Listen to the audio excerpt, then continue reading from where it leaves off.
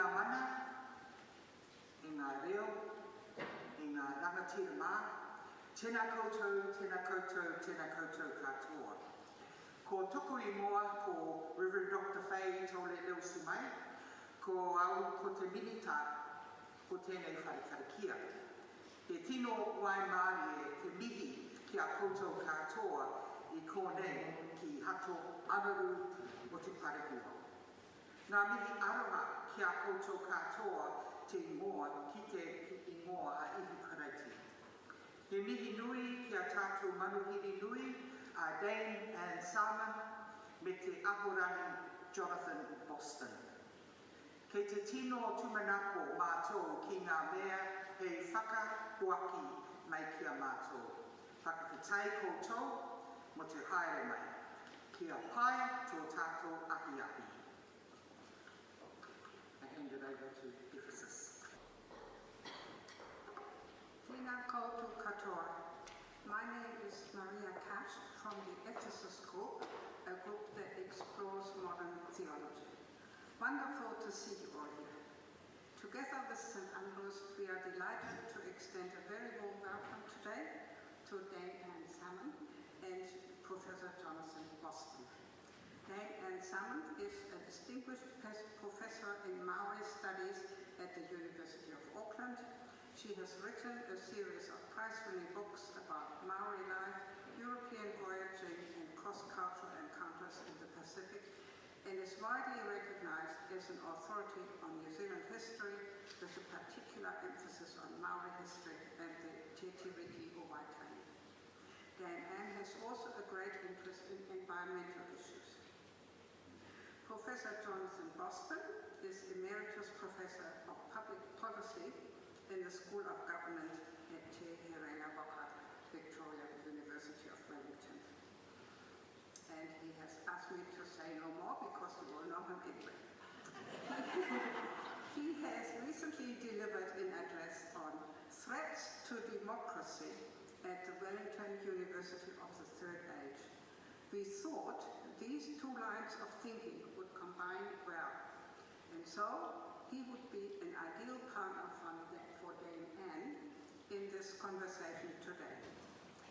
Many thanks to St. Andrews for organizing, financing and staging this event, especially the Minister, Reverend Dr. Faye Taualea Osumai, and the Parish Convener Sue Hurst, and many thanks also to Maxine and Reverend Jim Cunningham for their involvement in getting this event to happen.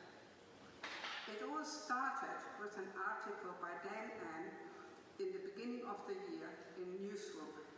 The title was How to Split a Society. She begins with describing the beginnings of the Bosnian War in the 1990s, how people who had only just learned how to live peacefully together were drawn into a terrible civil war. Observers then were saying, this could happen anywhere, and we are seeing that. This article alarmed me greatly. It reminded me of my German father telling me how he tried in vain to open some people's eyes to the emerging dangers in 1920s and 30s Germany. They just would not take it seriously. And those people who did see the danger were divided into too many factions that were unable to work together. So I hope that we here in our country can learn in time how we can keep building a society where people have a mutual respect and understanding, where there is a sense of common purpose and care for those in need, including our environment.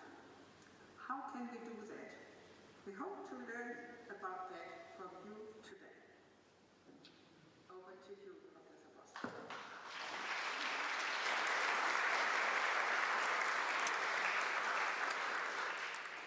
Thank you very much, Maria. I better not talk too loudly. And also to Faye for this opportunity to have a conversation. It's a great pleasure to come to an event where I bring the average age down. Usually it's the other way. We live in dark and difficult times, globally and locally.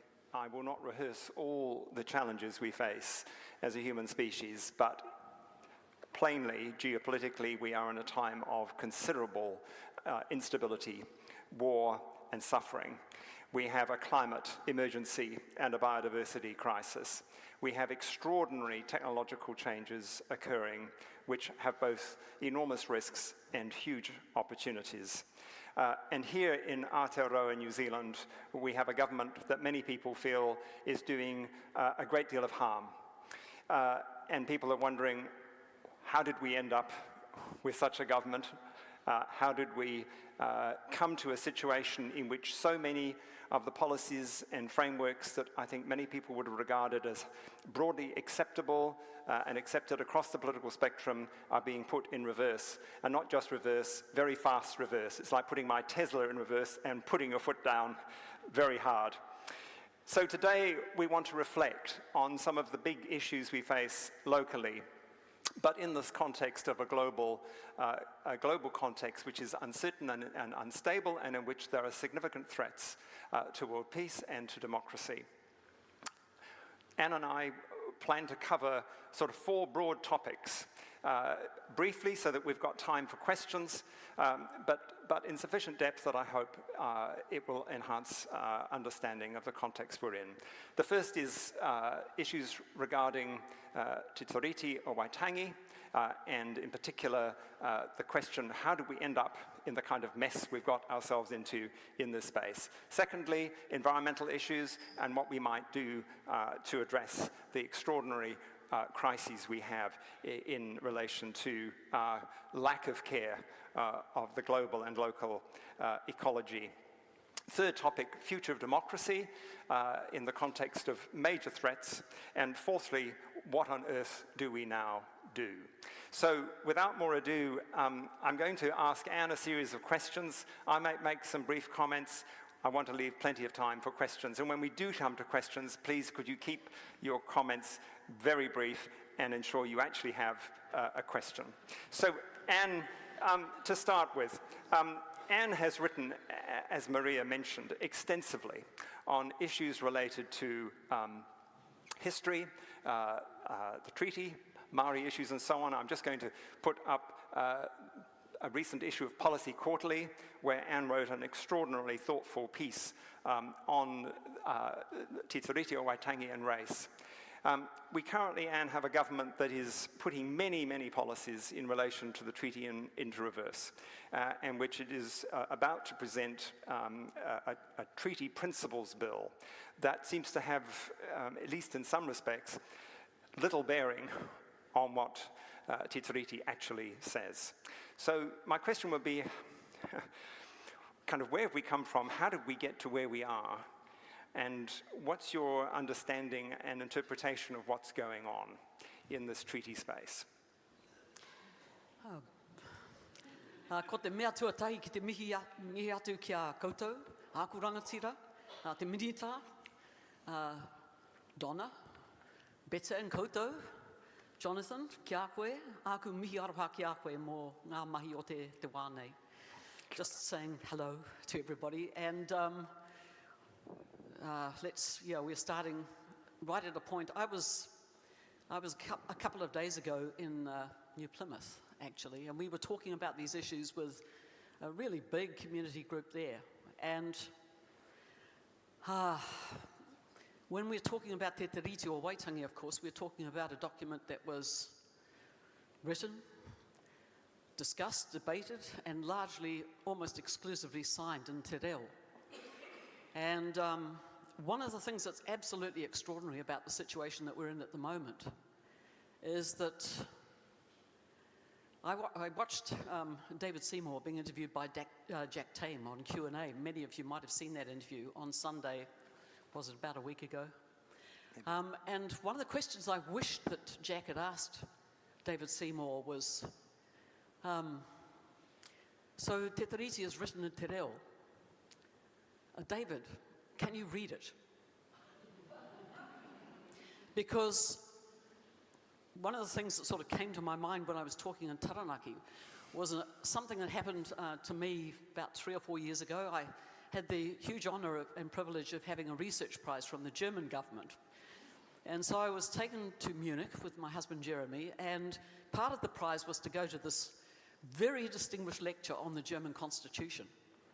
And we walked into this room and everybody was dressed up in the most beautiful, all wearing their decorations, very fine suits, speaking in the most elevated German. Jeremy and I have a smattering of German. We've got German grandkids, and we've done lessons, but that's about it. So we listened to this wonderful lecture, very erudite, on the German Constitution. And, I heard David Seymour laying down the law to Jack Tame about the principles of the Treaty of Waitangi, Te Tiriti o Waitangi, including parts, he did say, Ngā tikanga ri te tai. I think that was the one Māori bit that he quoted. Anyway, when I was in this amazing German distinguished lecture on the German Constitution, listening to David Seymour, I thought, God, if I had been back there and I had stood up in that very distinguished gathering and I had said to those people, excuse me, I'm afraid I can't speak German, and actually I can't read your constitution, but let me instruct you on its basic principles. I'm serious. How can this actually happen? What does that mean? That we have a document which David Seymour described in that same interview as our founding document. It's written in Te Reo, and you've got someone that can't even read it, trying to instruct the rest of us about what it says and what it means. And when I reflect on that, actually, it's quite heartbreaking, because the level of disrespect involved in that is just, it's kind of existential. So how did we get here? How did we get to a point when we've got someone that can't read our founding document attempting to tell everybody else in the country what it says, and actually have been taken seriously, been given a select committee to pursue this agenda? Well, actually worse, Anne, telling us that it says something that it doesn't say. Well, in a way, how would he know, to be honest? I listened to what he said it had to say, and it didn't jibe with anything that I had ever heard. And I participated. I don't know whether it was a privilege or it was when I was much younger, and the Muri Whenua land claim was happening. And I had just published Two Worlds, First Meetings Between Māori and Europeans. And but I was also trained as a historical linguist, and for some reason the tribunal asked me to give an opinion on what the rangatira understood when they signed Te Tiriti o Waitangi. And I thought, well, I'm not going to do that on my own. So as a professor, well, I wasn't a professor, oh yes I was, in Māori studies at the university, I turned to my colleagues, Meri Penfold, beautiful speaker of Northern Te Reo, and a brilliant translator, and Cleve Barlow, who'd just written a book on tikanga, also a historical linguist like me. And so we went through Te Tiriti line by line together. And what Cleve had done is he'd taken as many early documents, including Te Paipere Tapu, the Holy Bible, in Māori, in Te Reo, as he could find, and loaded them into a very early database. So every time we had a question about a word like kawanatanga or rangatiratanga or kaiwhakarite or rite, we'd punch a button and Cleve would print out this, all the punched paper. It was very early days in computing, with the occurrences of that term. And, when we did that exercise, and we reported to the tribunal back then, it was a scholarly exercise that we did. We used every device we could to try and, including reading all the debates, the accounts of the debates that happened, not just at Waitangi, but also elsewhere in the north. They are reported in quite a lot of detail, unfortunately only in English. We also, we read all these, we talked with all the experts that we could talk with about Te Tiriti, and then we wrote our report. And, I mean, essentially the sort of things that we understood was, we realised that Henry Williams, obviously, missionary, Church Missionary Society missionary, he'd also been involved in the drafting of the Declaration of Independence, He Whakaputanga, and Cleveland put that in the database. So that was really helpful. And we realised really early on that when Henry Williams translated independence, because it was the Declaration of Independence, he used rangatiratanga. When he translated sovereignty, he used he mana me te kingitanga, the mana and literally the term, the kingship, the term of the monarch. And when he translated a function of government that the rangatira might delegate to someone of their choosing, he used kawanatanga. So we thought, well, that's okay. So Henry Williams was also given the job of translating with his son Edward, Te Tiriti o Waitangi, the English draft into Te Reo. So that's how we understood it. So we looked and we saw it said in the very first Ture 1, it's the rangatira give absolutely and forever to Queen Victoria, the kawanatanga, all the kawanatanga of their lands. And so we thought, okay, kawana, governor, right? Governorship. It was there. That term was used. And just so your mic has come off your ear. Has it? Yes. Yeah, I was just hearing it click. Sorry. Can I help? Is that on my ear now? Is that better? I think it probably is, yes. I got hugged a few times before I came up, and that might have... Yeah, so kawanatanga, we said, well, that's at the level of a governor. Lots of these rangatira had been to Port Jackson. I'd studied that. They'd lived with governors. They'd been to Norfolk Island. They'd lived with governors. So they knew what a kawana was and the powers of a kawana. Equally, quite a few had been, some of them from the north had been to Britain. Yeah. And they'd exchanged letters and gifts with monarchs, with kings and queens. So they knew what a king or queenie was as well. But the term that was used in Ture 1 was kawana, the powers and functions of a governor, we thought. And then Ture 2, and the Queen agrees and ratifies with the rangatira in plural, the hapu in plural, and ngā tangata katoa o New Tireni, all the people of New Zealand, to the tino rangatiratanga of their lands, their dwelling places, and all their treasures. Well, Henry had used that word to translate independence in the Declaration. And clearly that was, a rangatira was a rangatira. Yeah, they were being told that they would still have their customary mana, I think. And then in Ture 3, finally, in exchange for, and it says this, for the gift of kawanatanga, because it's structured in, there's all these tuku, this term tuku, which is a gift exchange, giving backwards and forwards in Te Tiriti. It's a kind of gift exchange between Queen Victoria and the rangatira. The Queen, in exchange for that gift of kawanatanga, the Queen promises to chiaki, which is to take care of, to look after.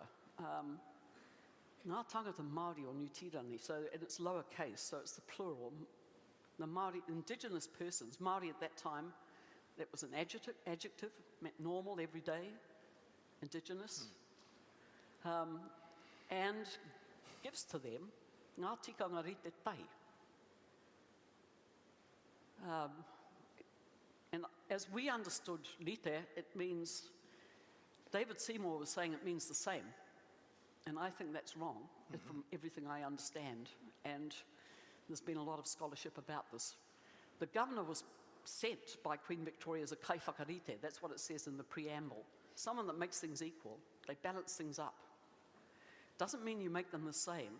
When the missionaries translated the Bible, they used, for judges, they used kaiwhakarite. So it's the scales of justice. And when I read ngā tikanga rite tahi with my friends, seems to us that the tikanga people are being promised that they're going to be on an equal footing. And indeed, Patuone, right at the end of the debate, you know, Tāmati Wakanene, Patuone, the two that sum it up in favour of the governor. And he says to his fellow rangatira, we will be like this with the governor. They didn't say with the Queen, but with the governor. And he puts this, according to Pompalia, he puts his fingers like that, side by side. So, you know, when you're really thoughtful and careful and you're reading Te Tiriti and Te Reo, and I'm not saying, you know, I'm saying my friends, Cleve, Meri, and then when I had to represent to the tribunal for the Paparahi o Te Raki claim, I worked with Patu Hoiapa, Hone Sadler, and Manako Henare. We've debated these issues endlessly. And the sort of things that David Seymour is saying Te Tiriti means, there's none of that there. Like it's like, it's as though almost they've gone back and said, well, if we'd written the treaty, this is the way it would have been. It would have all been about individual rights, and that's it, folks. You know, we're all these, you know, rights-bearing individuals, and we're all being made, you know, given the same rights and duties, and that's it. So, you know, forget about all the other stuff. That's just irrelevant. And that is such an impertinent thing to do. I mean, it's just such a... So, Anne, given what you've said, but also given what David Seymour is seeking to do, and the fact that there are obviously people who support what David is seeking to do, how after, you know, what is it now, 184 years, have we ended up with, I would suggest, quite a limited understanding of what Te Tiriti means and how to ensure that it is appropriately interpreted and acted upon in the contemporary society? I mean, just briefly, what has gone wrong here? Well, in a way, I mean, what's so sad about this, and I think Donna and the others would probably agree with me, that a lot of things have been going right. You know, one of the things, lots and lots of people have been going to Wānanga learning te reo. There's people all over the country learning te reo. I was talking to the kindergarten teachers last week, 900 of them. You know, I mean, there was a lot of te reo in that really large gathering, talking about the future of our children.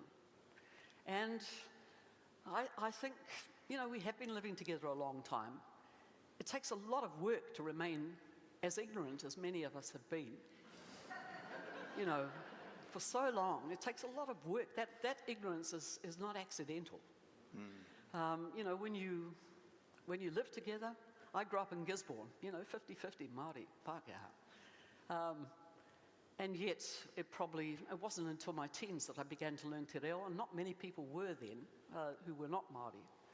Even though it was around us, you know, the marae were all there. But it was like a foreign country. But that's been, you know, I think that has been changing, and in a way what we've got is some sort of a backlash that's trying to turn us back to that, you know, almost back to the Victorian times, it feels like sometimes. So do you think that represents or is indicative of perhaps poor political leadership prior to this government, therefore, that maybe the previous government was trying to do things that were perhaps not actually really totally consistent with the treaty, but also failed to take people with them? If we think about the establishment, if you like, of parallel institutions such as the Māori Health Commission or the particular governance arrangements that were proposed for the Three Waters reforms, is what is happening now and partly a response to what many people would have perceived as unjustified forms of representation for Māori? Well, or was it simply very poorly explained and poorly understood by people? Well, I do think that the last Labour government rushed things, and they talked, you know, when it came to Te Tiriti and issues like health and so forth, they talked mainly with Māori groups, almost exclusively, actually, probably, for quite a period. And I think that's not the way to bring about, to build on the change that's happening at the grassroots and the flax roots of our communities. I mean, when I'm out and about, and I am a lot, just at the community level. I see still a lot of goodwill. I see a lot of people that are studying te reo. I see lots and lots of people that want to reach out. I think in a way we've had an ambush. I don't really, personally, I think that, the way things that have shaped up with this coalition government, democracy is supposed to represent the will of the people, right? And there's a majority party that emerged out of that. I read the majority party, that's National's policies. I know Christopher Luxon quite well. I mean, I was on the Air New Zealand Sustainability panel with Christopher for 6 years. When I read their environmental policy, it said how passionate they were about our beautiful, cleaning up our waterways, preserving biodiversity. These are the foundations of our nation's identity, etc., etc. If you read the manifesto, you would never have expected to be seeing the fast track bill, for example, being shoved through in the way that it's been. And as for when Christopher was CE, he introduced the pin, the te reo pin that showed you a member of the cabin crew can speak te reo. He went to Ngāti Whātua and had really big meetings there he was doing deals around seafood in the cabin meals with Ngāti Porou and so on. I mean, I have been absolutely astounded by what seems to be some sort of an ambush on our democracy, because I don't think that the sort of things that are happening around Te Tiriti, or the sort of things that are happening around our environment, or indeed around our democracy, I don't believe that's what most people voted for at all. It's been driven by, and much of what we're seeing has been driven by, as we know, in the coalition agreement by parties that had very small fractions of the vote. And yet that's been claimed as a mandate. And I just don't think that's the way that MMP is supposed to work. I think the will of the people, and I still feel, when I'm out and about, I just don't, I see a disconnect between what's happening in Parliament and what's happening in our communities. And I see people being kind of feeling disempowered by the sheer pace of stuff that's coming at them, by the fact that they're not being asked. And the sort of escalation of what feels like manufactured hostility. So, Anne, I'm conscious of time, and I want to have plenty of time for questions. You've touched on the environment. You've been heavily involved in various environmental causes over many decades.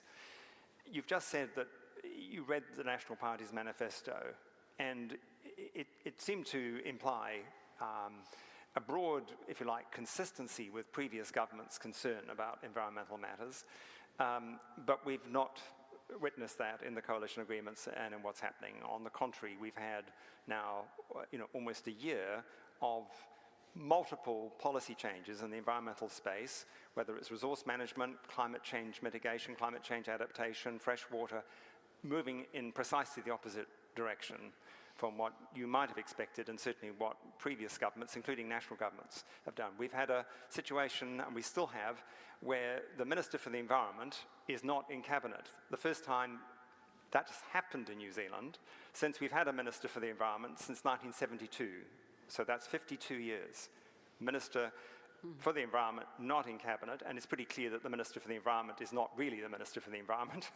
Other people, such as Chris Bishop, are in effect the Minister for the Environment. So very quickly, and again, how did we end up with a government doing so many things in the environmental policy space that are plainly contrary to what you would have anticipated and contrary to decades now of the sort of direction we've been moving in multiple domains? I'm just going to say one last thing about Te Tiriti before we finish that, because it's the same sort of thing. I think we've had a long,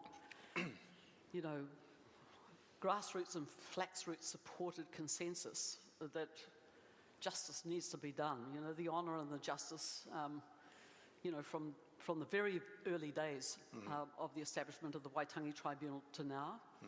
There's been that support for the idea that the honour of the Crown is at stake in Te Tiriti, and that This is something that needs to be upheld, that mana o te tiriti is something that really matters. We do need to have a discussion around te tiriti, I think, because we haven't really had that as a nation.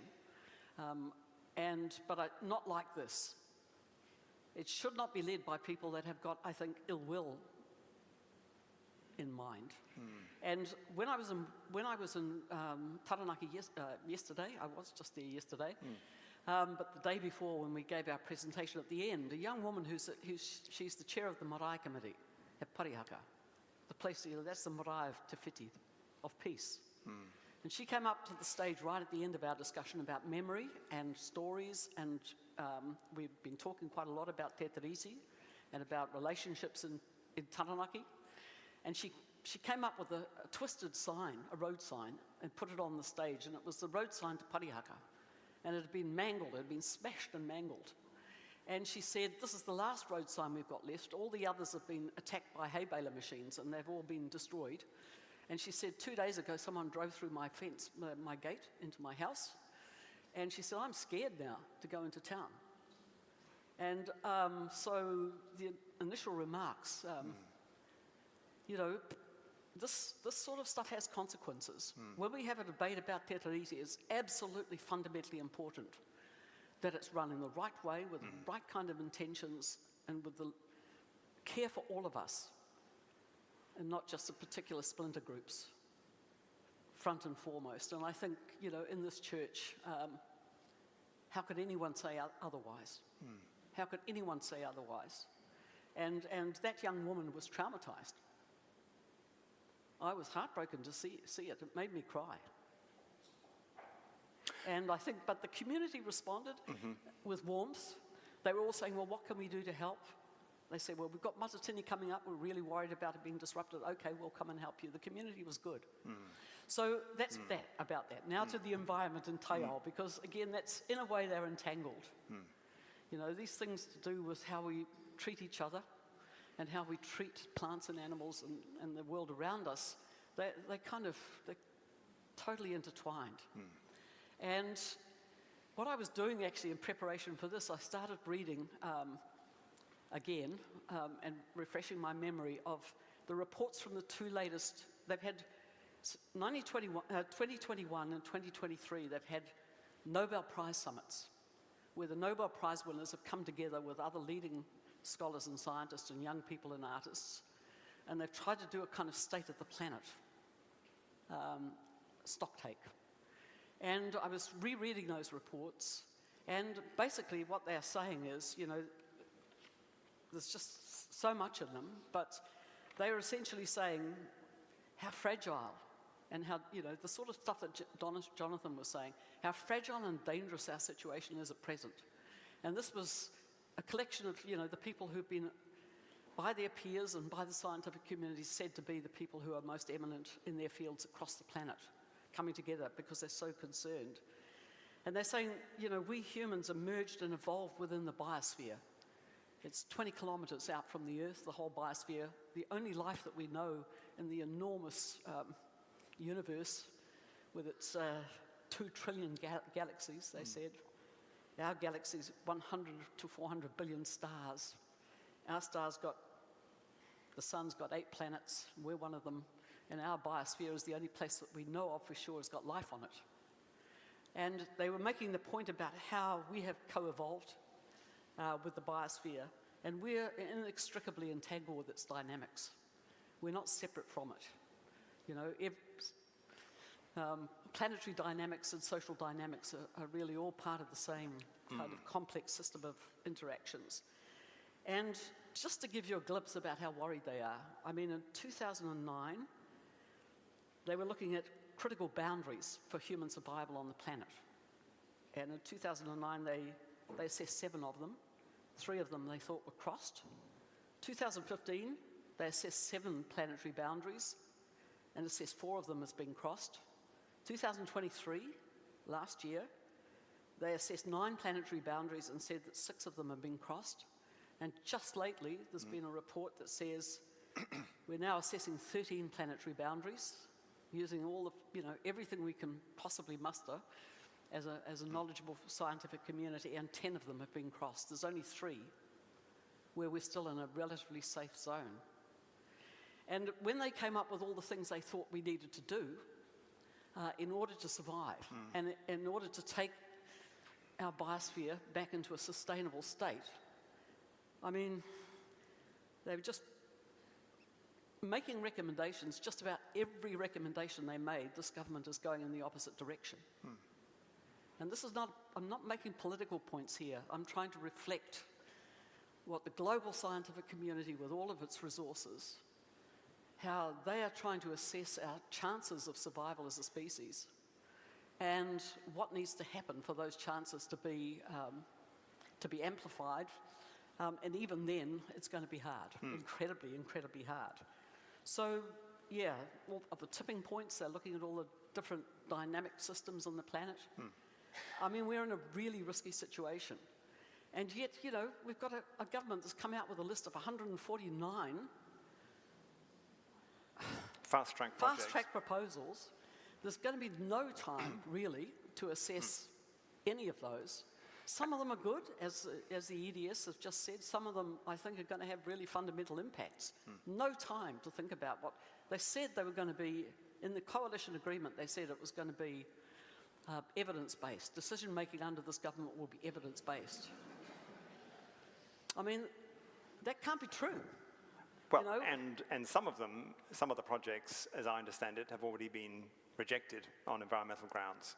So they've included projects that clearly are already deemed to be highly risky environmentally. And just on the science side, Anne, many people probably aren't aware of this, but in the 2024 budget, the government took $250 million out of our R&D expenditure, that's operational and capital expenditure, on an annual basis, $250 million. So for a government that says perhaps it wants to be evidence-based, plainly it doesn't want some of the evidence. Now, I'm conscious of time, Anne, and maybe we'll just pass on the future of democracy. But no, could let's not do that. Because I do want to have time for questions. Yeah, I do too. I do too. But let me just make a little point here. Because one of the things that I think is really pertinent, and I know that some members of the audience are about to go and meet the minister responsible for a lot of this. So when I was reading the latest report, which is called Truth, Trust and Hope, the last Nobel Prize summit was on misinformation and disinformation. They had assessed planetary risks at the human scale and said this is one of the key issues facing us. And I quote Roma, who was won the Nobel Prize for Economics for contributions to the understanding of long-term economic growth and its relation to technological innovation, right? You would think this would be the Bible for the current government, wouldn't it be? Should be. He says, one of the most important lessons from economics is when people come together and pursue self-interest. This may lead to good or bad outcomes. Society must act through government to structure outcomes. We must stop apologising about regulation, he said. Nobel Prize winner in economics. Regulation is law. It's the only thing that protects us from the abyss. And then they talked about the power, how power and money are using existing information ecosystems to manipulate the cellular level of democracy, using misinformation. And around Te Tiriti, let us all be aware that that is going on. It's been going on since the election, before the election. And there's going to be a barrage of it around when this bill goes to a select committee. There's a lot of money being pumped into misinformation, I would say, and disinformation around Te Tiriti. It's really frightening. And around, the idea that we don't need any regulations because they might stop us making a profit. Out of what? Out of people, out of our beautiful islands, the biosphere on which we depend to have lives at all. And for our children and our grandchildren. I mean, these people all have grandchildren and children too. And anyway, what they said about a strong democracy in that report was what you need is strong, independent and trusted scientific community, your point. Strong, independent and trusted journalism. Wow. That's been defunded. strong, independent and trusted judiciary, which includes the Waitangi Tribunal. And communist judges. Strong, independent and trusted democratic institutions. You know, I don't want our beautiful country to become a failed state. But if we don't look after these things, that's, you know, as he said, you know, these are the things that protect us from the abyss. Perhaps we should just put a halt here, Anne, and open it up to the floor as we stare down towards the abyss. If you have a question or a very brief comment, please indicate to the two people who've got mics. You'll need to speak into the mic because this is being recorded and we need to be able to hear what you say. So there's a question right in the front row here, or comment. Thank you. And please keep your questions brief and to the point. Thank you. Question. I would say a minority, how significant the minority is, don't know, have ambushed, to use your word, the majority, probably most of us sitting here. Burning question is, what do we do to effectively push back against the minority? Time and time again, the minority ambush the majority. Desperate to turn that around. How? Anne, what would you do? Well, one of the things that I read that they said in this Nobel Prize, one of the comments was, silence is complicity. So I'm trying not to be complicit. You know, all of us, I think, you know, they talk about the importance of face-to-face communication, of talking with the people that you know, building community, all the institutions we have where we get to know each other well. You know, churches, marae, charities, you know, book clubs. The need for us to actually not just live all our lives online or in lonely spaces, but to reach out and to share ideas and to get good information flowing through those channels, I think, is absolutely vital in this country at the moment. You know, all of us got a real responsibility to make sure that when we, you know, the things that we say are as kind of robust as we can make them by trying to find trusted sources of information. The Nobel Prize winners were all talking about what they could do at an institutional level. And I think, Jonathan, the kinds of things that I see so many of those institutional protections in our country at the moment being stripped back. It worries, you know, to see the way in which reporting is collapsing around our ears, with so many of the independent journalists that we've trusted. It's really hard for them to sustain themselves right now. Yes. The attacks on the judiciary, you know, the idea that even climate denial coming from the Minister of Energy and Resources. I mean, I taught Shane, you know. Can I make a quick comment? When I have students over the years who've asked me what they should do, and these are typically people who are probably, you know, green-leaning, how can they make a difference in the political system?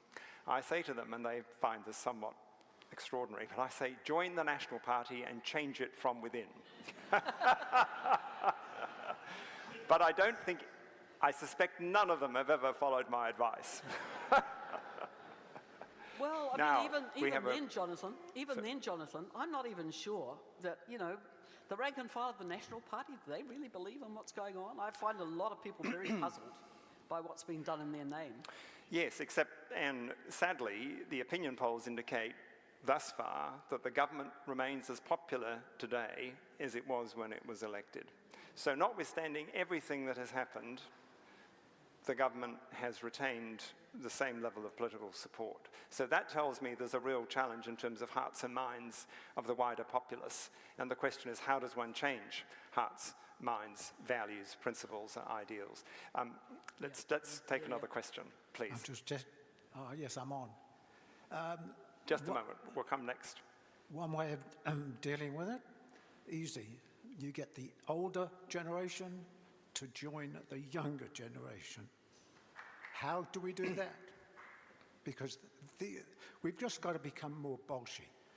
Have you any suggestions how the old and the young can come together and be more bolshy?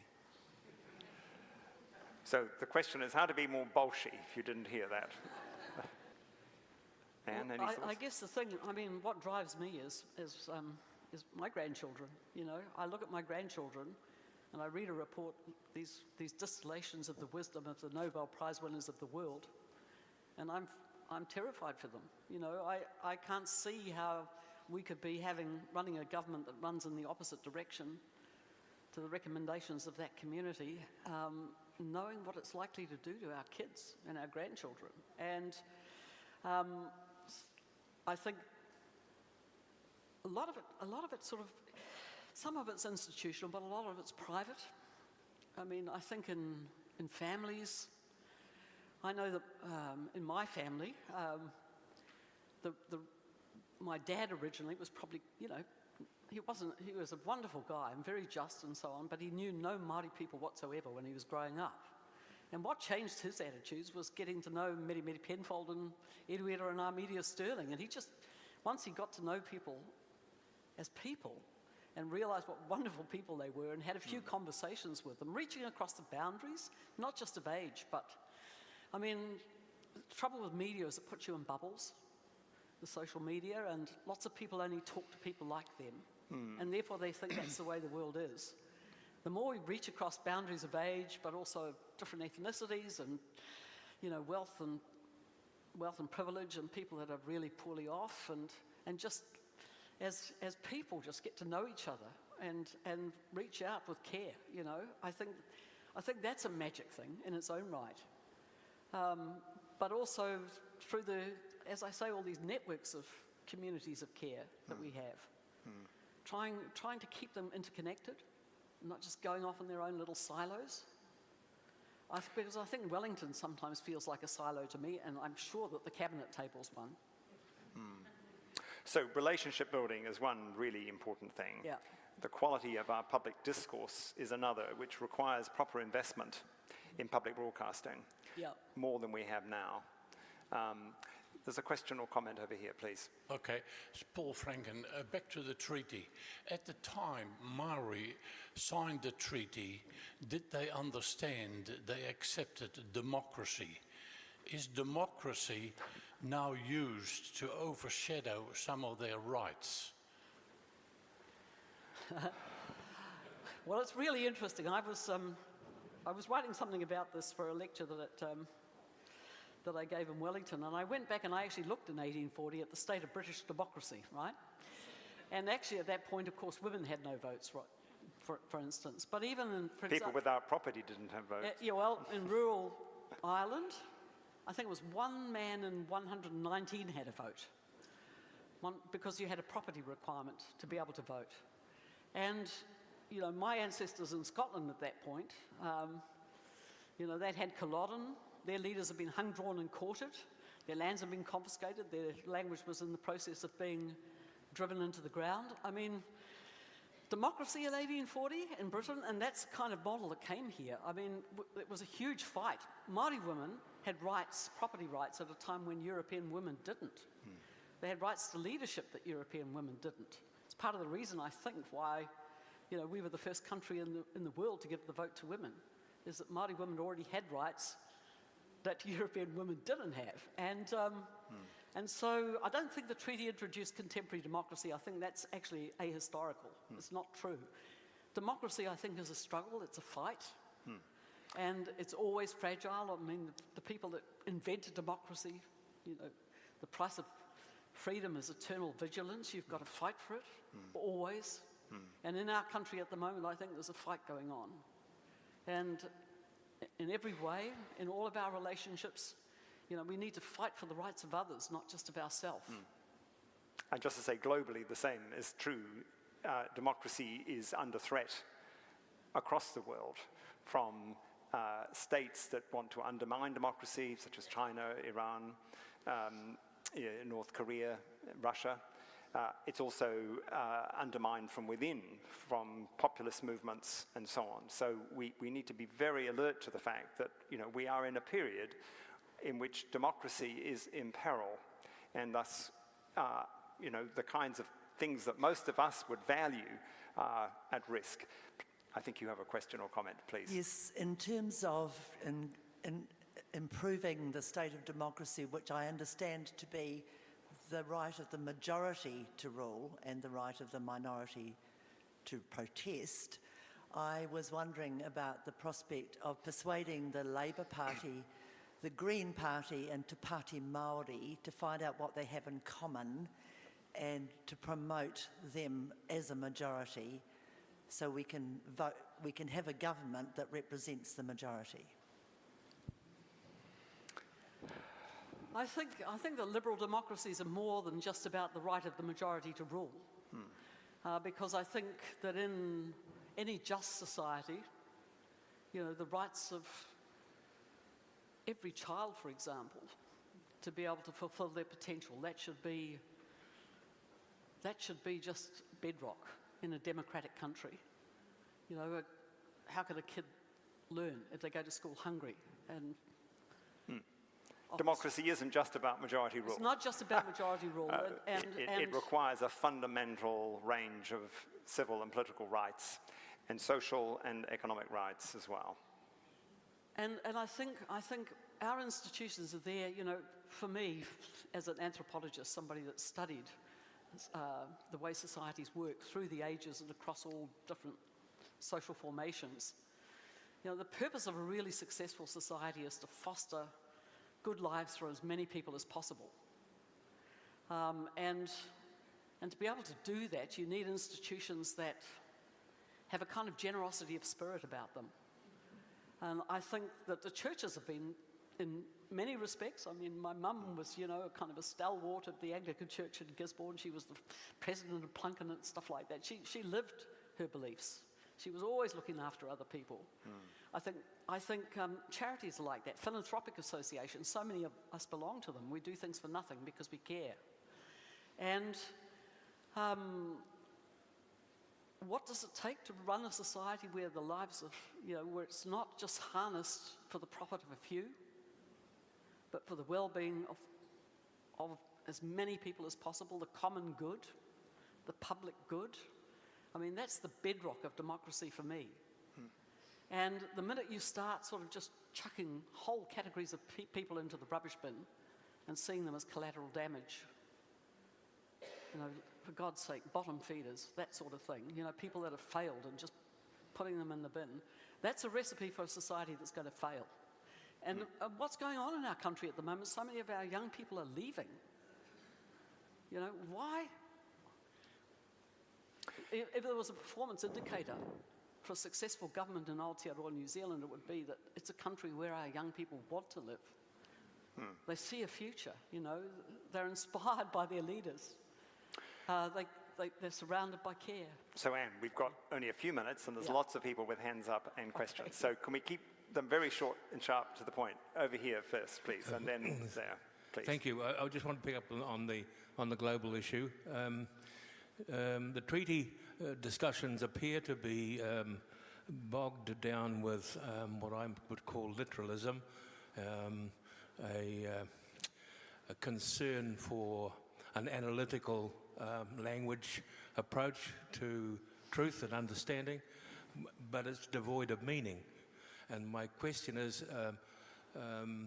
do you think that our global concentration on epistemology is actually part of the problem, given that Trumpism suffers from power through the control of rhetoric as opposed to truth? Yeah. Quick comment, Anne? Yeah, well, it's really interesting. So the latest Nobel Prize Summit was called Truth, Trust and Hope. And they were saying that unless you, without kind of reliable knowledge, you can't have truth. Without truth, you can't have trust. And without those, you have no shared reality. You don't have common ground that you can. And then without that, you have no future, really. And I think that's true. I think that's the case, that so much of the rhetoric is used to divide people and split them and make them hate each other. You know, the stuff that's going on in the States at the moment is unbelievable. I lived there a couple of times. Likewise. You know, as a recipe about how not to run a society. And I think some of those tricks are being deployed here. Some have exactly the same kind of rhetorical devices. It all sounds very good, and you know, everybody has equal rights and so on and so forth, but that actually means trying to eradicate the things that people care the most about. I mean, every child's entitled to have an ancestral legacy that they can stand tall with. You know, every child. Right, Anne. Question here, comment? Thank you very much, Jonathan. I would be interested to know how you would answer your question at the beginning, how we got here. How would you, Jonathan, answer that question? Gosh, how would I answer it? I would say that we've had a whole series of circumstances over recent years that have contributed to where we've ended up this year. So without sort of prioritizing, I would say we had a pandemic which became quite divisive, in which New Zealand public opinion was strongly influenced by offshore social media, which generated an anti-vax movement, a huge protest outside Parliament. It generated a huge amount of vitriol against the Prime Minister, Jacinda Ardern, and other ministers, and that in fact continues. So that would be one of many triggers. I think we're living in a period of very considerable inequality of opportunity and aspiration and so on, which goes back to the neoliberal revolution of the 1980s and these huge tax cuts for the rich and so on. That, I think, as in the United States, has generated an undercurrent of alienation and dissatisfaction. I think we've ended up with a Prime Minister who's very inexperienced politically and constitutionally and was taken for a ride by two small parties, and who seemed to be desperate to be Prime Minister and Prime Minister of a majority government. So he wasn't prepared to consider, for example, having the National Party as a single-party minority government supported by two smaller parties, which was an option he could have chosen. He just chose not to and was willing to compromise. I see power corrupting and power, sort of absolute power corrupting absolutely. I think the former government made some very bad mistakes, policy-wise. And I think we have a divided polity in which, unfortunately, large numbers of people support a lot of what the current government is doing, either because, frankly, they're racist, or they're mean-spirited, or they feel somehow divorced from the wider society. They feel got at by regulators, whether they're farmers or foresters, etc., etc., etc. So I don't think there's any one simple answer, and I don't know what the way forward is, frankly. I think we've got ourselves into a hell of a mess, and it's going to take a long time to get out. But we have to try. Sorry, that was a long answer to a short question. Yes, at the back, if we can go for a few more minutes. Yes. Tēnā kōrua. You know, thousands have walked the streets recently. Yes. I'm really keen to hear the pushback solutions more from the both of you, because we only have a year and a half for the next election. So more pushback solutions so that people are still caring for one another in this country. A lot of us are very worried. What would you say, Anne? Well, I'm still trying to get over your answer. Because one of the things that they do say, Jonathan, and I think this is true as well, that without hope, you know, we've also got to find, you know, I was talking to Jonathan saying I think we need to be doing things, direct action, yes, but I also think we need to be using our collective intelligence and wisdom to try and do scenario planning that's based on good information. I think we should be collectively coming together and trying to figure out what are the paths ahead of us? What's the one we seem to be on at the moment? Where that might be taking us in 10 to 20 to 30 to 40 years on? What are the alternative paths that we could be pursuing? And getting the best information and input to those discussions that we can get. And, we have things like citizens' assemblies. I think we should be tackling the big questions. I'm part of Peter Gluckman's Koitu Guardians thing that he set up, which is supposed to be looking at this sort of stuff. And he's saying, tackling something like the treaty is too difficult. Citizens' assemblies are set up to tackle the hard things. Yeah. And deliberative democracy, I think, has got real potential. But I reckon we ought to be doing scenario planning together as people, not leaving it to Parliament. I think, it would be really great to see that sort of stuff happening at a community level and people trying to understand what's going on now, but figuring out what are the next steps and the next steps that will take us to a better place. So, Anne, I completely agree, and I didn't wish my previous comment to suggest I feel hopeless about the situation. I just think we are in a very significant pickle globally and locally, and we do need new ways of thinking, new modes of democratic discourse, such as deliberative democracy. And also, I think, Anne, we need a vision. There's an Old Testament statement that says, without a vision, the people perish. And we need a positive vision for the kind of world, we want for the future, and we want for our grandchildren, great-grandchildren, and for many, many, many generations to come.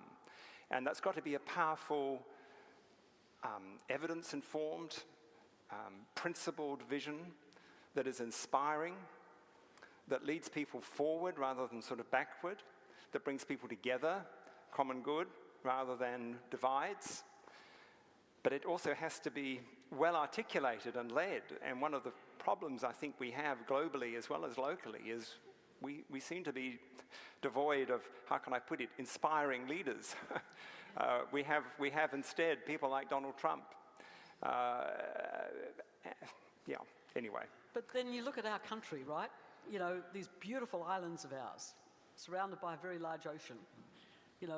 We have biodiversity, and we're very biodiverse and very, very complexly diverse set of ecosystems.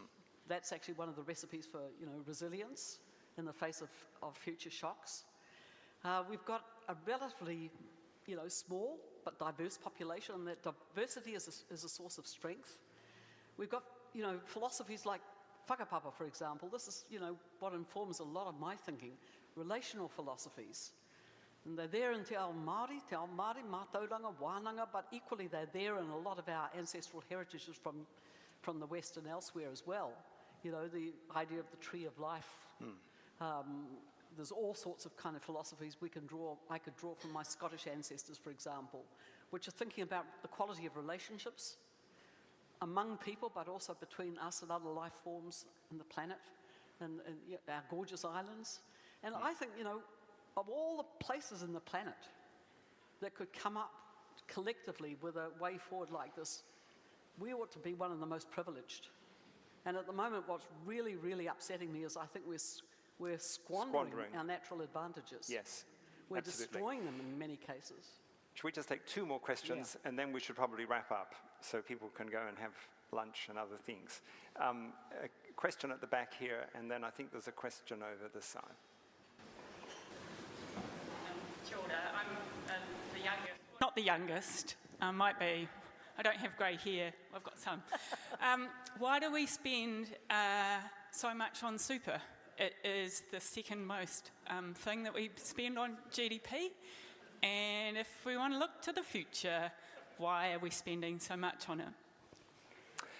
Well, we're spending so much partly because so many of the people in this room vote to continue that policy. Sorry, that's the guts of it. We are spending around, I think in gross terms, around $22, $23 billion a year. I'm not quite sure what the net figure is. It will be less than that. I, for one, have publicly supported amending that policy. I certainly think we should put the age of eligibility for a universal pension up, probably to 70. That would mean we'd still have to have some sort of targeted assistance from 65 or even younger, but to put the universal, I still remain an advocate of having some degree of universality, but I think we need to increase. But I also think we need significant tax reform because we simply need more money in order to support the full range of public services and public infrastructure that we need. So I would be doing absolutely the opposite of what the current government has done. question. Did you want to comment, Anne? That didn't shock you too much, I hope. No, no. Final question here. Right. Would you not say that a big part of the current problem is the inertia of the Labour Party in not offering and promoting an alternative vision? Do you want to comment on that? I would wholeheartedly agree, but anyway. Yeah, well, I mean, I'm a passionate environmentalist. I wish the Greens would, kind of get in there and put up a vision for how we're going to look after our gorgeous islands and fight like hell for that, because that's a battle that's going on right now. I mean, I'm from Gisborne. I've got land on the Waimata River, a restoration project there with my husband that we've been working on for 25 years. And Cyclone Gabrielle just came and, all the logs came sweeping down, extractive capitalism. Great rafts of logs came down every river in Tairāwhiti and smashed the place, and every other industry suffered. And talking to the mayor, I had the minister in her office telling her not to prosecute the forestry companies, to stop doing prosecutions. Try and be nicer and let them keep on doing what they're doing. There's going to be more storms. That my community has been smashed. The roads, the bridges, billions of dollars worth of damage, people killed. People have lost their homes. People are leaving because the whole place has been devastated by one industry that was just basically smashing all the rules. And you've got people in government that want to take even those regulations away. So, I'm seeing that kind of extractive activity very close, and I see how it destroys entire communities. Just going up the coast now, you can't get to a lot of places. So I think the lack of vision, but it's also a lack of integrity. And, I think that if we have leaders, let them lead. Let them look to the future. Let them look beyond the next electoral cycle. Don't be so selfish as to think it's only their power that matters. Let them think about our children, think about their own kids and their own grandchildren, first and foremost when they make policy. Not about the people that have given them money to run for their campaign, So it's about having a vision, but it's also about having some basic integrity in our political process. And I think that's really seriously lacking at the moment. Well, we've had sorry, I think we really need to break now, don't we? It's 10 past, or almost 10 past 1. Is that right? Yep. So look, can I please, I think, Faye, were you going to conclude with a comment? But I'd just like to say something before we wrap up, if that's all right. So, please, if I can just comment then. Anne, thank you very, very much for coming to Wellington and for your tremendous scholarship, your wonderful insights, the fact that you live what you proclaim in all manner of respects. We've heard from Anne, someone who has an extraordinary set of international connections, who has lived in various parts of the world and seen how other people live. She's looked through the lens of different cultures. She's sought to understand our history and where we are. But how can I put it, not just a global perspective, also a national perspective, but also a local perspective. So, and thank you very, very much. It's a real privilege to spend some time with you. You are a national treasure. I would urge you to continue your speaking and engagement with audiences like this. I think this is absolutely critical at this particular time in our nation's history. But I would also urge you all to be active politically in multiple ways, within political parties, within civil society organizations, on social media, encouraging people to be engaged, to be informed. We need an informed, trustworthy democracy. So information, evidence, truth absolutely crucial at this time. So thank you very much for coming. Thank you for the questions. But my urge is that you don't just, absorb and go away. You go away and live what needs to be lived, that we might have a better future. Thank you.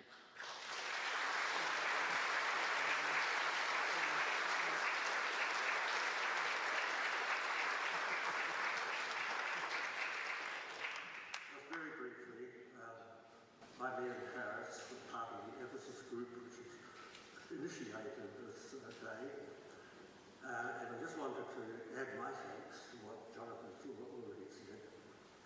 I thank you both, not just Diane, for the insights and the contribution you have given to us.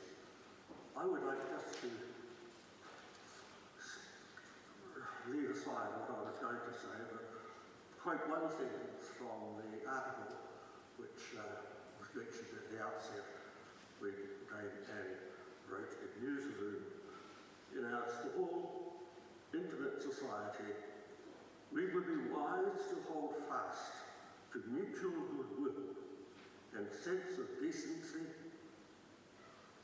recognise genuine grievances, and do our utmost to address them and look for the best in each other.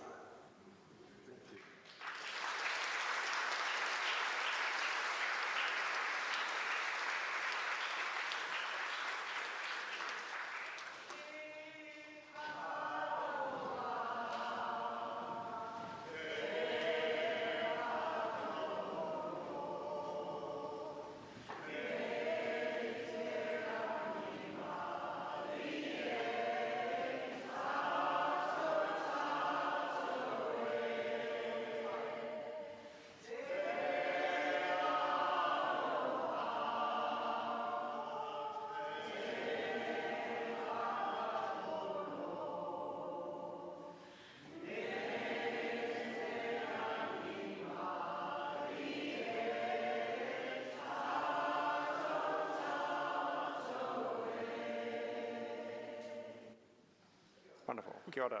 Kia ora. And I have 3 copies of Dame Anne's wonderful article in Policy Quarterly if anybody would like a copy.